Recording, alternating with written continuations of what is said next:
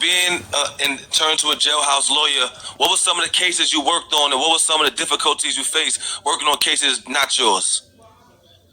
Well, there's always difficulties in federal prison when you do law work with the police and the administration. I've had them threaten to put me in the hole before, but it didn't bother me. I said, I got a 40-year sentence. There's nothing that you can do to me to hurt my feelings or do anything to hurt me. The only thing that would hurt me, like I said, is lose my mother, right? You already did everything you can do to me. You gave me a 40-year sentence. So I had a lot of pushback from staff. And there's been times where staff would come to me and say, look, we're not going to mess with you as long as you don't write up our staff.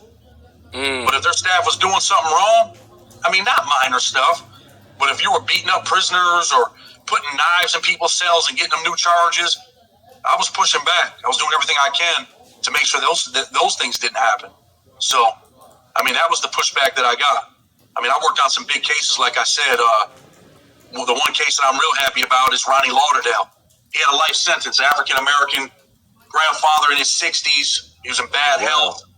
He had caught COVID-19 in Lexington, Kentucky. When he came to me, he asked me, he said, hey, man, I need help. And I looked at his case and I said, look, man, I don't really think this is going to happen, but, we'll try because you got life. I wanted to help him.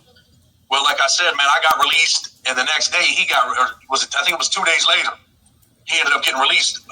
He had a lawyer step in after I filed all the initial motions, and then I worked with her on the COVID-19 stuff because he was yelling to me through the window, telling me, man, I got COVID-19, I'm going to die, please call my family.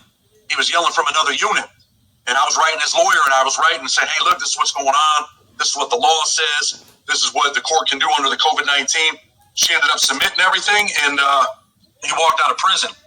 Wow. So that's a big case for me, man. I was with Guy Fisher also in Raybrook, and you obviously know Guy Fisher is in New York. Definitely. I mean, this is a man that went to prison without a GED. Today he has a doctorate degree. He's been in prison over 35 years. Wow, it's been that long? I believe it's been 34, 35 years. If he's not a textbook example of rehabilitation, what is?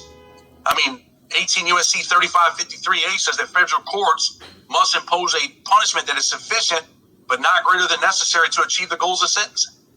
He's rehabilitated. He's a different person. And he doesn't probably have, he's not in the best of health. Let's say that, right?